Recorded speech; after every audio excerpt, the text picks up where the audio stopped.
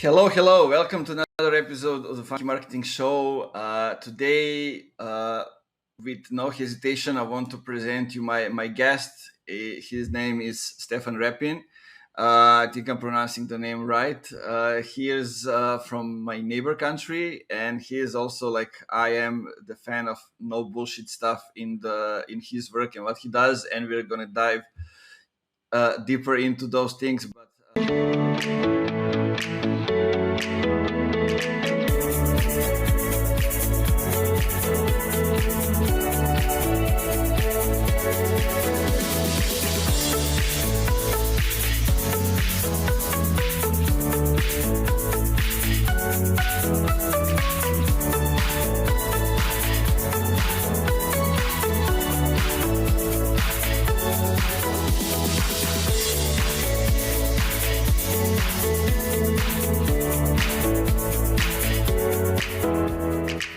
Stefan, welcome to the show. Oh wait, I'm very excited to have you. Well, you have me, right? Or the other way around. I don't know who has the other one, but I guess we're both happy. So I hope this Yeah, goes fine. I guess we are these days so much into into hosting podcasts, doing lots of stuff with lots of different people, so it's easy to get lost in all of it. Yeah, yeah. I also used to have a podcast, and I'm thinking of restarting it. So I'll be happy to have you sometime. Yeah, Um, yeah, for sure, man. So tell me before we dive into that, what are you doing, and why you are exactly the perfect guest to talk about B2B, ABM, demand generation, and all those other stuff. oh, I'm a good guest to talk about because I think I'm very knowledgeable in terms of B2B, and I always like to discover new strategies that work. I'm always about like no BS. There is a lot of hype in marketing nowadays. Like always, there is NFT. Everyone's like, let's do NFTs. Oh yeah. That's so cool. And I'm like, okay, how are you gonna like put it in practice? Like, how does it work? How are you gonna make money for your partners? Your stakeholders with NFT, and then that silence. Nobody talks, and that's that's what happens very often with the funky and like hyped projects or hyped ideas, right? So my goal as a CMO is just to go through those ideas and then see the ones who are actually working, right? um, Besides, well, as a I like to be called as like a fractional CMO because what I actually do, I set up systems and I get the right people on the board, the wrong people off the board of the bus, and I set the strategy with some execution involved in it, right? And execution is very important because that's how you can keep your heads up. You can keep yourself knowledgeable about what's working and what's just hype, and you can find out what's about new things that might work through execution as well. So that's why in the companies I work with, I try to do a bit of execution as well, at least a bit, Hmm. depending on the quality I have. I like to stay in the weeds, out there. Yeah, because I think that's important because like I see it as like the most successful consultants and the ones that are taking the upper roles are basically the ones that that are still keeping at least a bit inside the dust, and actually this is the place from where you can see what's new on the horizon, right? Not by by just keeping yourself outside of it, but being in the trenches at least, and seeing how things going. I mean, you can do it on your profile, you can do it inside the company, there are many ways to do it, but you need to to actually be inside it to see what's going on. That's for sure, sir. So tell me one thing. What do you consider a perfect company for you to get in there and help them as a fractional CMO? Because I think it's being mentioned a lot, this role of the fractional CMO, interim CMO, however do we call it. Mostly it's the role that to get somebody who is experienced, who has done things, and who is there to be not the biggest obstacle for the budget. So it's somebody who is, let's call it replaceable. It's not somebody that you hire in-house. And basically it's something that works for both sides. In that way, you help the company, they help you also do some stuff. So how do you see what are the perfect match for you? Uh, well, for me, and I've been talking to other fractional CMOs as well. The length of the project is about like usually like from 3 to 6 months, depending if the partnership is good. You might need a year. And I know, for example, Mark Evans, I know very well. His minimum is like 6 months, and then he goes on. But honestly, like not companies can work with a part-time CMO for a very long time, because a Mm-hmm. part-time CMO is basically a managerial role. So it depends on the marketing budget you have. Let's say I work with companies who have marketing budget somewhere in between 10 and 25k, 30k, depends. Again, case by case scenario. If it's a product led company, it does it have self service? Is it a sales led company, or it's just a marketing led company? So these are categories. So for me, ideally for me, it should be either a product-led company or a marketing-led company, because when it comes to sales, no offense, but salespeople do a lot of very direct stuff, direct outreach. And although I do ABM, I'm very good at ABM, which I've learned from a common friend, Andrei Zinkevich, on the Full Funnel. Him and Yeah, Vlad. yeah. Both of these guys have been on the podcast. So just to say Yeah, to the people, you can go and catch the episode with Mark Evans and with Andre. exactly. So both they're great. So you can do ABM, but sales is a bit different. They want direct. They want a direct response all the time. And it's not that good, because right now everything's it's about the buyer centric journey. So you have to make it comfortable for the buyer to buy, not for your sales team to sell. Right? These are a bit different things. Now I work mostly with companies. If you go real quick through the qualification criteria, companies I work with are not really big. It's anywhere from 300k a year to 5 million a year in revenue. Marketing team depends. It's the best for me is if there is one person doing marketing or two people, because then the founder already knows what marketing is. And if the founder tells me, oh, it is a marketing led company, I'm ready to kiss him all over. So it's a it's a great match for me. Also, it's great if the company has patience, because I've been in cases when companies say, "Oh, well, I have 5 more months to raise, and then I need to raise money." I'm like, "Well, this is not a real, really great, because like I need to show like very very fast growth, and unless you do paid, you don't really like a lot of paid campaigns. You're not gonna get there." And honestly, paid campaigns work well in markets where there is a lot of demand already. Mm-hmm. But in many, but as an example, in many SaaSs I work with, you have to build that demand, and in 5 months to come from, let's say, 50 customers to 100 customers, just like that, it is simply not possible. So you need to look ideally like I'm telling you, like, look, no bullshit. I'm gonna be honest with you, this is not going to work.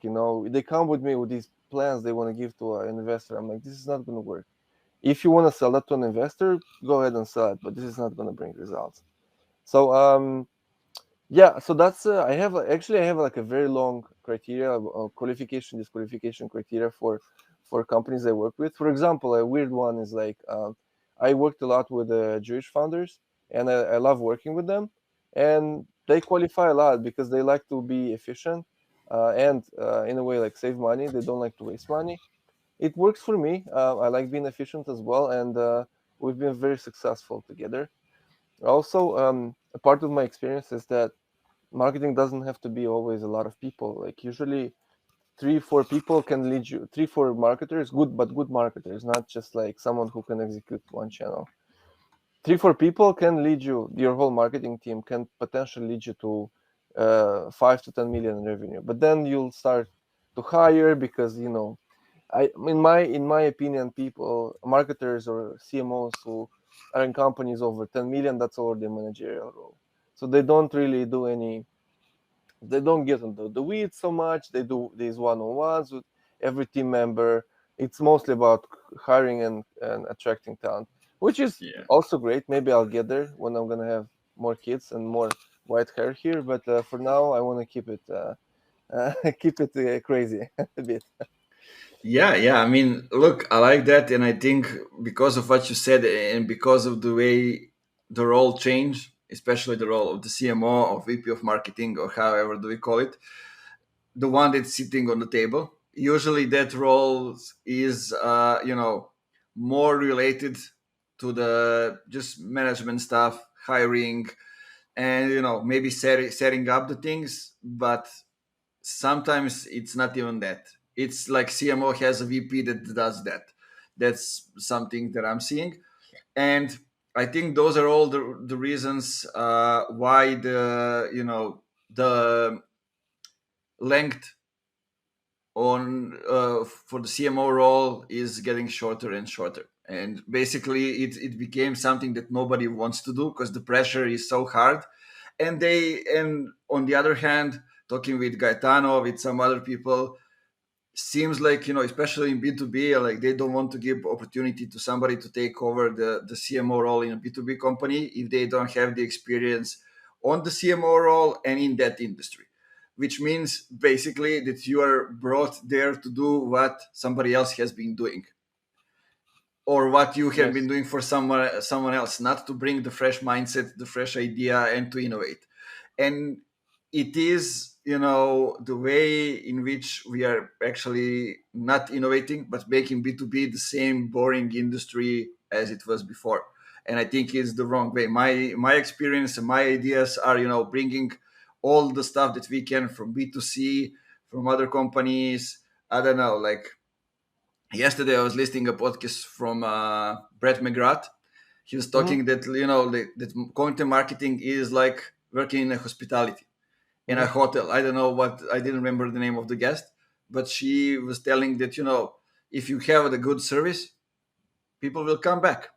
If they like the hotel, if they like the service, if they like the people working there, they will come back. It's as simple as that. It's the same as come to your website, they see the content, everything is good, Hmm. they will come back for more. And it has a lot of similarities, like the Chili Piper is doing that with social media, bringing somebody from hospitality industry to kind of have a different approach. Or like the Daniel Chumela, who was a Hmm. guest here on the podcast, he came from the politics. He was running a campaign in the U.S. politic campaign, and he came to be the head of community of a B2B startup. Hmm. Like different stuff coming from learning from other industries, because I think that's the way to innovate the whole bigger segment. Hmm.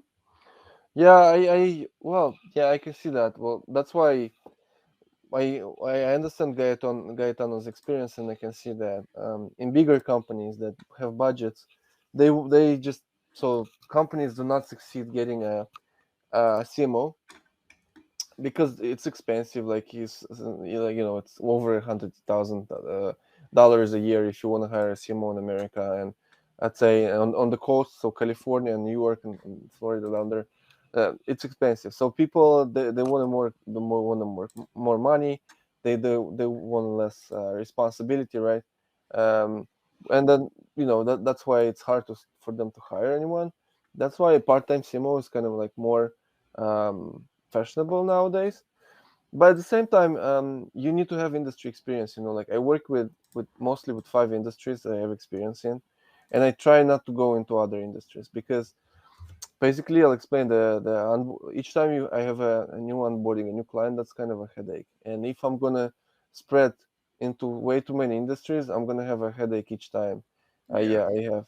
So it's better if I already know the industry I work with, and I already like read information about them. I even read books. Like every time I have, it's actually one of my rules. Every time I get a new client, I try to read about the industry. For example, I work with Mm-hmm. a syndication company, real estate.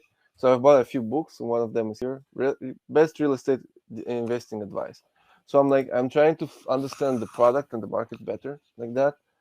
I think after like a lot of marketers think of it, oh, I'm just gonna be another gig for 3 or 6 months. But fuck no, you have to be true the purpose. You got to be a professional, right? And you got to learn about the industry, because otherwise, it's not a trick that applies to all. There are some strategies that you can do everywhere. For example, like the go-to-market strategy that you can learn, like for example, from this book, from Move, from That's a good one. Yeah. Sangram. But this is highly strategical. Like I was trying to find something that I can go and implement right now. Give me a link to a spreadsheet or something. There is nothing in it. uh, as who's that? Christopher Locke had said, "Love the guys, but hate the book." Same thing. Like I love the guys, but hate the book because it is good, but it doesn't give you like what do I fucking have to do, you know? Yeah, and look, like I'm a big fan of that because if I want to do something, like the way to do ABM, so from point A to point B, and to get to the results, you can get lots of people that are saying those stuff, right? That are explaining the way they're doing it, Yeah, but there yeah, are not many people who can actually tell you the story to really understand why things are happening. yeah, I, yeah, I yeah. don't know if you what's your opinion about it, but I like to when I'm guest on other people's podcasts where I talk about those stuff, I like to go and give examples from outside of B2B, outside of tech, outside of marketing, Mm-hmm, or marketing from different places because it's how people can understand it. mm-hmm, Because for me, I don't know, probably for you as well, some things are just logical, like moving on from MQL models to more demand models. It's kind of logical the thing to do, especially in B2B tech, because you see how some things are working, you see what are actually the expenses, you see what people don't see over there, and for some people it was the revolution in marketing because they have never been taught to do marketing in a different way. Maybe we are, I don't know, younger, or we see some things from inside, no idea. But and I saw that, especially when Refine Labs, the growth and everything, it was based on that stuff. Let's simplify things and let's try to explain them bit by bit of how actually things should be. mm-hmm. Yeah, like the other day, it's funny you mentioned Refund Labs. And the other day, I was checking their website and I was like, oh, this website is not really optimized for the buyer-centric journey. Chris talks a lot about it. I hope he hears this actually, because as a colleague, I would like him to do it better. He should optimize his website for the demand journey. Yeah, so like people start to understand that it's like you have to go away from the MQL based model, because simply like I go and look to HubSpot conversion from MQL to SQL is not great, and then I go to Google and then I check, okay, Google AdWords, please tell me how much does it cost to get an MQL, and it's like $200-$300. I'm like, oh shit. And my conversion is like what, 0.5% from MQL to SQL. Oh boy, this is not good, right? Plus, I have to warm these people up, keep these sequences, feed them information all the time. I'm like, ugh, does it make sense to get all the all the content to at the end to get 0.5% in conversion rates? So again, but it's complicated because people still believe in it and they need something to attach to. So so the hardest I believe is the marketing is the lack of control, or changing the behavior. Like if Pip Laya also talks about that a lot in CXL and his blog. It's very hard to change the behavior of people. And whenever I tell them, oh, we're going to do demand gen, so we will not need MQLs, they're like, oh, what the hell are we going to measure? Like, what the hell are we going to do? So nowadays, I'm just saying, oh, maybe we will not need MQLs, because this transition, it looks good only on paper. Then, oh, let's dump the SDRs, let them talk to customers one on one. But it's not that easy actually. Like if you start with these very small steps, like, okay, so now guys, you should give up sending mass emails like this. So you should now you should then you start them with them, say, okay, now this is how you post on LinkedIn, and this is how you do it weekly, and this is how you do it daily, and this is what you write. And then they start to have this like mindset, the right mindset. but it's not easy because it's a behavior, changing behavior. Also, they need control. Like companies need control. Financial institutions which give money to startups and B2B organizations need control, so they need these MQLs. And if you tell them, oh, it's going to be a sea of nothing, it's just going to be SQLs or nothing, then they're going to freak out, like, oh, what the hell is happening? I need something, like, give me MQLs, right? What's your opinion on, like, I don't know, on this? Yeah, I mean, look, I agree, and there is one thing you said. I agree as well. Is you cannot change the whole system right away. In most cases, you need to do at least 1 to 3 months of measuring MQL model and everything that's happening to kind of be able. I'm here, I'm inside, and I'm showing you the costs, the way it works, and I have the better thing to offer. Or at the same time, if you already have trust, I usually do at the same time some, demand gen related things. For example, like, I don't know, distribute the content through LinkedIn ads. Besides just offering an ebook for somebody, and I Yeah. do them in parallel, so I can actually show what is results of those, what is the results of those over here. Like, do we have engagement? What's happening, and how many people actually clicked on this, and what are the results? Hmm. And only then, when you have the deep trust, then you can try to change things. But it's usually, especially if you're, no matter if you're like the CMO or the first person in the company that has hired an agency to help with this way, like, it's basically you are like this, going in two directions. One is you need to build long term, so think about the brand and everything. On the other hand, they expect you to bring some kind of results in the short term, right? So especially if it's the company that got the investment of sort, Oh. those kind of stuff. And then it's really hard, and you basically need to do two things that are mutually exclusive in a way. And it becomes really hard. And I can understand that so many leaders in the companies want to involve somebody who is, for example, like the fractional CMO that has the experience, or the agency that has the experience in helping them in at least one part of that journey. And if you have been doing some things in a, I don't know, I see lots of companies that want to become like media companies. So they build in the traffic and everything. And then basically, when you come in and you say that, yeah, one thing, the investors are looking also those numbers. So they want to see the traffic grow more, those kind of stuff. But then when you come in and you check out you know, the process, how many people are actually converting to the paid Hmm. customers, those kind of stuff, you see that it's like less than 3% of those that are, on the free trial. And then basically what you need to do, you check out all the things, you get back to the start, and you see is the wrong traffic that is coming to the website. So you need to actually qualify people better and attract the people that actually want to become the paid customers. So it means that the number of people coming to the website, the traffic will go down. Then you need Yep. to have a conversation with the investor as well, because they will ask the question. And then, like, basically the marketer, which is in the middle of it, you know, it's uncomfortable position to be in, because this is what I'm being measured at, and this is what I see that I need to do. And then Then it gets very tricky. Yeah. So it's these are very tough conversations. One's gonna have with the board, with the CEO, and so on. It is very tricky because you need to qualify the right traffic, and but you also need traffic, because if you build demand that you're not counting on MQLs so much, then you need the right amount of traffic. Plus, there's this question which I wanted to discuss with you. What do you think is the role of the SDR, and do you think marketing should handle SDRs or sales?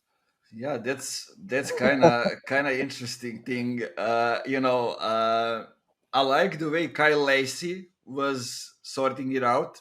It's basically like the CMO, the marketing roles that gathers marketing and sales in a way. And because, like, I see SDRs as they're doing lots of marketing, Oh yeah, they in do. a way, especially today. And I think they're better at qualifying people and saying the right things than the marketer itself. And I don't know what's gonna happen. I think those roles gonna merge definitely, because you know I see companies going in a way that if we do hold this demand thing and we get the qualified people companies coming inbound, then basically we don't need this many people in sales. We need just a couple of them more experience that can close those deals and can maybe do the outreach, do some other stuff, because they are from marketing, they are getting only those that are qualified. Yep. And then it makes their life easier. It makes the life of the potential clients easier, because they talk to the experienced people in sales. Not when you have more of them, when you have more leads, then you employ people just so you can cover all those MQLs. Like, I know uh, just the product. Yeah, like oh, I do a product demos. That's all I do. yeah, look, like I'm having the situation at a moment when the CEO or in the investor, however do we call it, is hiring somebody intern, 6 months intern, to pre-qualify MQLs so he knows who he's talking with on the call. Like, and when the marketing team reached out and say, "Hey, excuse me, when will you give me the feedback of the MQL so maybe we can, try to make them better?" He said, "I don't know if I'm gonna make it. I'm here just for 2 weeks more." you know. And then I'm like, okay, let's try to figure this out and to have some real honest conversations about the way things are structured. Oh, that's funny. Yeah, I know. Um, Companies in a lot of cases they hire a lot of salespeople, and then this person does product demos, and this person is a closer, which I do not completely agree with because, well, of course, you might have a very long, like a lot of people coming through the gates, and then you have some kind of qualification, so not everyone can talk to an account executive. But honestly, it sounds like some kind of bullshit. Like, what is an account executive? Some kind of a god or something? I don't understand. Like, if you are, if you want to have just the right people talking to an AE, so you want to have the SQLs, do a better qualification on your website. Ask them for more information. Not only how are you, what's your last name, and so on, but ask them about what's your company, what's your goals for this year, what's your revenue like. Like, don't be shy. Ask this information. It's gonna make everyone's life easier. And those who do not fill in, well, okay, then we do not need them, right?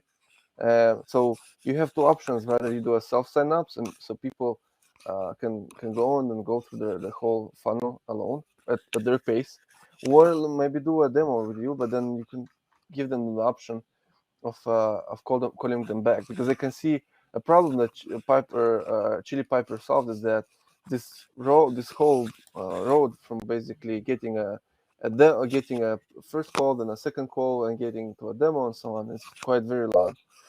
So I was thinking the company that has a similar issue. I was like, why don't we tell people that we can give them a call back, like ask for a call back, and then we'll just call them back when it's comfortable for them. And I think it's good. I think it might work well. Um, Another, like, again, my concern with the role of the SDRs is that, for example, in a recent company that I started working with, the SDRs were always a part of marketing, and they actually need to sell. And I'm like, Hmm. okay, so if Hey, this, yeah, just a second. Do you have something in your hands or something like that? There's a additional sound coming in. my hands are free, like hand the hook. So like you see, I'm I don't know, like there's some sound that is messing up. I just want people to hear you clearly. Now okay. now it's gone, I think. All right. Um, What I say, yeah. So I was saying that you certainly need a better process of qualifying and pre-qualifying all your prospects, and the role of SDRs is changing, like a lot. Basically, before they were like sales, so sales is going to handle the SDRs, but I'm seeing more in companies that SDRs are being handled by marketing, and then you as a CMO have to teach them like what to do, right? And then if you as a CMO don't know LinkedIn, if you as a CMO don't know ABM, then I don't know if you can actually work as a CMO in the future. because you'll have to do a lot of that work and teach your SDRs to warm up prospects, right? To qualify and warm them up, not without being salesy. And that's hell of a challenge, I can tell you. Yeah, it is. I totally agree. And, you know, but then again, do you need SDRs account and all that structure in the company, or do you need something else? Because I'm looking now, I've worked a lot with service-based companies, and they're trying to slowly, they are all getting clients just by personal relationships of the founders in Yeah, most cases, until they grew to, like, I don't know, 150 people plus, yeah, because it's development and they grow fast, and and then they think about marketing. But before they think about marketing, usually they think about sales, and they come up with, we're going to hire an SDR who is hmm, actually going to do marketing job as well. yeah, And so and typical. what I've been seeing in a couple of companies, it's not just one. It seems like there's a pattern, is that when the SDR buses their ass off to kind of bring in the potential client, so do the LinkedIn stuff and email and everything, mostly outreach, but also some of them are creating like their personal brand and attracting clients over that. But then, when you bring it in, then the management and the founders, who are usually the closers here, are telling to you now that, let's call it the lead, needs to wait before we close all those that are coming through us. Mm. And then the SDRs are frustrated because it's usually never happens. Basically, they never get in line, and and then they're leaving the company to find a company when they will actually bring in some value, because they feel like they don't bring any value. And it's kind of strange situation, and just wanted to bring this up because you reminded me of things that I'm hearing from the companies I've been working with, and some of those SDRs are friends of mine, and Yeah, I hear the insights, and I'm listening, and I'm like, I can't believe what's happening. yeah. I have a few SDR friends as well, and hopefully they're in good hands, good companies, and they have a good relationship with their marketing. But most of the SDRs are treated horribly, like very, very bad. It's like they don't get the proper training. They're just given some kind of a, I don't know, like Yeah. they're given list, or they're given some like some cold outreach tool like Woodpecker or Mailshake, and there's like this is like okay, go.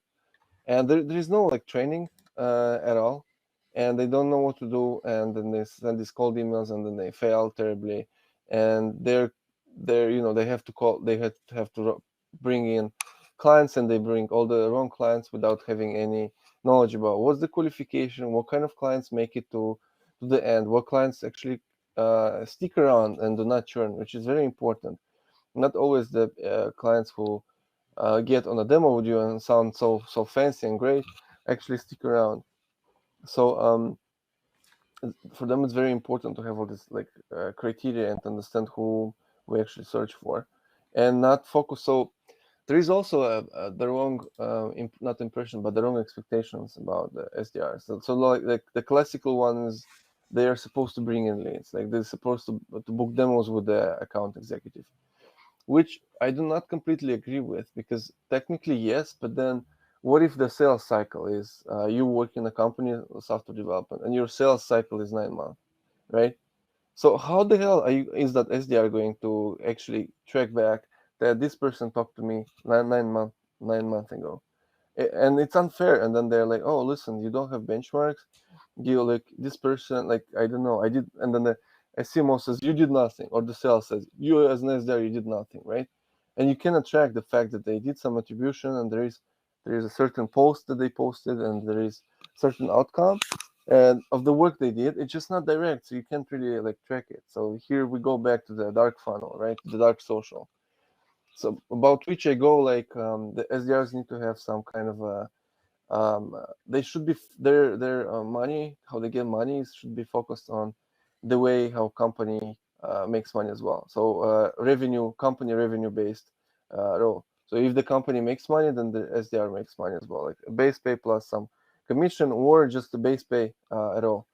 Um, yeah. What's your input on this? Like, yeah. It's interesting, because like we got with a sideway, but we got into the conversation of how are we measure marketing as well. So it's the same conversation in a way, Mm, but it's becoming hard for the SDRs, especially now. Like what I'm hearing is like people don't want to connect with you if you are all salesy and going on for results that you need to bring. Because when people see SDR, they don't want to connect with you today because they know that you're going to try to sell them something.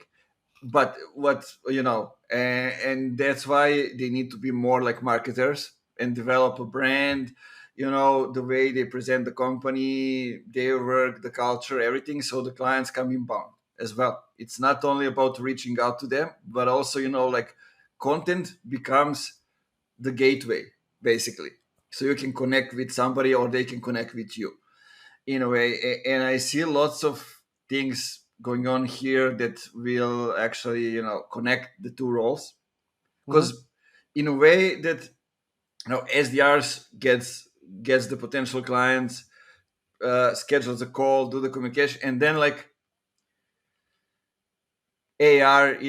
account executive is the one who is actually doing the call, right? So Yeah. again, new person, user experience terrible.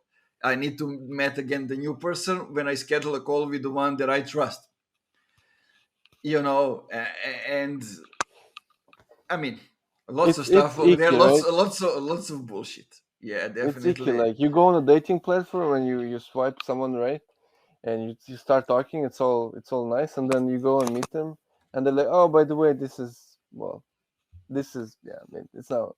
So that's, I imagine.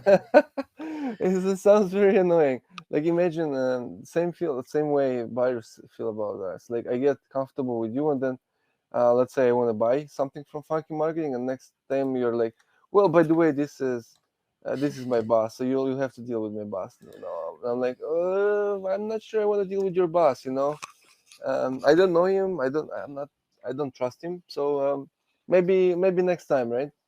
Uh, so it won't get icky. Yeah, same. I'm hearing the same example as, as doing the MQL stuff and, doing the ebook, because you don't know what you're gonna get. For example, you got a date on Tinder, you go get drunk, and tomorrow you're gonna wake up in the same bed. You don't know who's next to you. It's the same what you're gonna get in the email. Is it gonna be, a one pager with just 10 sentences, 10 stuff about something, or you're gonna get the 30 plus pages strategy book that you sign up for? Actually, 'cause you don't know that until you open the email. Yep. And it's kind of the same thing, right? And it will affect the way you're gonna look at the company afterwards. Oh yeah, well, a lot. It's gonna affect a lot. So who did this image? This image is, it means a lot, I think. Yeah, I so some people talk about the death of SDR. Like there is this guy I follow on LinkedIn, Nelson Gillard. He even has a book called The Death of SDR. I find it quite interesting. Do you think the SDR function will recede, will discontinue at some point, will not exist? Um, Look, I think it will not exist. It will become part of the marketing, but because I think eventually what should happen is that marketing should be the one bringing in the clients to the guy who's gonna close the deal. So actually, meaning the clients will come themselves when they are educated, got enough information, and they're ready to buy. But do I think the sales will also be there? It will be. Now we just need to see in what will be the way the sales is gonna be structured over there. Hmm. Because I still think it's not gonna happen soon. I don't know if it's ever gonna happen. To be honest, this is just my opinion. because like I thought that MQL is gonna go away a year ago, Uh-huh. but because of COVID and everything, things are changing. I thought that this thing is gonna go away, but no, it's still like some kind of the safety net for somebody who is like executive or people on the board, so they can see that marketing is working, even though we can measure it in so many different ways today. We don't even need to have the email, so we know that the person was over there and downloaded the document. Yeah. uh, but still we do it for some reason. You need a sense of control. That's the biggest problem I see is like that. People who take financial decisions, the CFO, they need a sense of control, and then MQLs is something concrete, something that they can put their metrics around, something they can wrap around. So that's a challenge. Yeah, but what do you think? So like, I think Drift or a few other people started the narrative that marketing should respond to the revenue, and be responsible for the revenue, just because the narrative was the same as we just mentioned. So we couldn't measure marketing, so we measure it on MQLs, on leads, and when we measure something on leads, we want more and more of them. Then other stuff are developing, we need more people in sales, etc., etc., and then it got us to where we are now. But technology is here and we can measure everything, so the narrative goes to the revenue. So, Hmm. what do you think? Is that the right narrative? Is that how marketing should be measured, or it's something else? Like, my opinion is that marketing shouldn't be measured on revenue, and that it will go away in a year. I think it should be measured on a business results, no matter if you call it revenue or whatever it is. But marketing is doesn't have a goal on its own. Its goal is to help business achieve its goals. I look at it like that, and it can be different stuff. It can be awareness, it can be education, it can be delivering MQLs, it can be all kind of different stuff, no matter how, what do we need. So I'm kind of want to hear what's your opinion about it. Well, to be honest, I think in most. So first of all, let's make a distinction with the types of companies. There are Mm-hmm. self-service companies, aka product-led companies. Yes, marketing there, yeah, makes sense that we are that marketing answers for, I would say, revenue as well. Also, for revenue, marketing can answer in marketing-led companies, where basically almost the same as product-led, just a bit of a different funnel. Well, but there are companies which are like sales-led. Let's say most of the enterprise companies that I've met, there a lot of them are sales-led, and ABM, account based marketing or key account management, is actually a sales function, which is very Mm-hmm. interesting. And for them it's actually sales who's responsible for the revenue, and marketing is just that's those people who make trade shows, who like make us look Yeah. good on trade shows and do these funny Create the social. content. Create the content to make it easy for sales to do their job.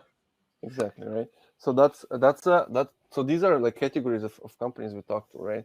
Like this August, I worked for a month in a sales-led company, and I left in a month because we couldn't find a match. All the stuff they were doing was very direct response, and I couldn't fit in. I'm like, okay, am I supposed to sell right now? I mean, that's not the I'm not bad at selling, but it's just not what I do, right? Um, so the question, I think marketing should answer to revenue, but it depends on the goal for the quarter. So ideally you should have a North Star metric for each Q, right? For each Mm-hmm. and the response. So the metric depends. Like let's say um, it's connected, since it's connected to the sales cycle. You cannot respond to the revenue. Let's say I joined the company today, I cannot respond on the revenue in if the sales cycle is 1 year, because anything I do right now, it's not going to show up in until like 1 year, right? Even any small change in strategy, I mean, it can trigger results. I can get lucky, or as they say, the more I work, the luckier I get. That can work, but again, marketing is kind of a long cycle. So you need the problem with it is like, why is with attribution. Like, how do you know if marketing is doing its job or the marketer is doing his or her job well? That's the problem. And you need to measure based on the sales cycle. If the sales cycle is a year, then I'm sorry, but you'll need a year to find out if the marketer is good. If your Yeah, sales I cycle, totally agree. Yeah. And it gets us back to, what we're going to do this quarter to kind of move the potential buyer closer to the moment when they buy, right? Sometimes sure, it's going to be we create, we write 2 blog posts. Sometimes it's going to be we do an event. Sometimes it's going to be we launch a product. Sometimes it's going to be something else. But we break it down from, quarterly goals, and then we get back what do we need to do to get to those results. you scale back. Yeah, you scale back from the quarterly goals to your activities, right? Plus, you need to experiment. You had a question, I guess, right? Yeah, I mean, look, experimentation is something that lots of marketers need to do more often, I think. I think not many marketers are actually doing more experiment. I think only a few are doing that. And I mean, okay, some people have already previous experience, so they bring it back, so they need to test that much. But you still need to do it. And I think one thing that is out there that still needs to be changed is that testing and creating different stuff doesn't mean that you do it inside the company. Hmm. You need to actually your potential clients, your audience, to tell you if this is good or bad. Not somebody who is above you in a company, or somebody who is working with you. That's not what it means. Hmm. Yep, yep. I totally agree. So, man, tell me and all the others where they can find more about you, what you are up to, have conversations Sure. around those topics. Sure. You can find me. I'm a part of Growth Mentor. So you can go, guys, to growthmentor.com and then message me directly and book a session with me, or you can check LinkedIn. I have a well, I have a good profile on LinkedIn. Most of the information you guys will need is there. You can also book a free call, like a free a consultation with me, so I can help you out. You can check my website, luckboosters.com. It's still in process of change, so please don't judge me on that. um, and yeah, like you can follow me on LinkedIn. Sometimes I post good stuff. Yeah, before we get to the end, so what's one thing that you would like people to take away from this episode? Um, I would like people to take the episode that they should judge for themselves. They should be more independent in the decisions they make. And very often some very often things that are very very hyped, they're not actually true. So you always need to have good peers, good friends you can trust, colleagues, marketers. They will ask if a certain thing is just very hyped or it actually works. So that's my advice to everyone. Yeah, that's a great one. And to be honest, both of us, I think we both have them in different communities, in the DMs, wherever. We both have people that we go to and just ask them, "Hey, is this what it is?" Yep. Because sometimes we need a confirmation. Sometimes I don't know. I know I need. Sometimes I'm too edgy and go over the edge. I'm too honest, and But for example, like to come up with that, like Ivan Dimitrievich that has been working with me, he's born on the same date, just a couple of years earlier, and we figure out that later down the road. And Uh-huh. when I write an email for a client and I want to kind of set up the boundaries and everything, I ask them, "Hey man, what do you think? Am I over the edge or no?" And he says, "Man, I would go even harder." So that's maybe good, maybe not, I don't know, but find somebody that will bring you, the brutal truth about that, and that it's not going to be connected to, if they think the same or no, but just based on their experience. Yeah, that's true. That's true. And we need more female marketers. I believe female marketers are great. So we need more of them. Oh yeah, yeah, definitely. We even had the episode now, since we mentioned, even we even had the episode when we talked about the role of the chief revenue officers, and how I think maybe today is a little bit different, but a few months back, like, there were maybe five of them, only five of them on LinkedIn, Oh and wow. it was kind of, I think now we have more, but it seems like we don't have that many females in the executive positions. And I mean, it is, I don't think it's only happening in this industry, but also in development, in some other stuff. And I Mm-hmm. mean, it's a thing in development. I think we need to change the mindset of people, which is not related only to the business, but even outside of it. Yep, that's true. That's true, man. Yeah, man. Thanks for being here. Thanks for the chat. I think I'll reach out in a month or two to have another conversation, because I think we have lots of topics that we can jam around.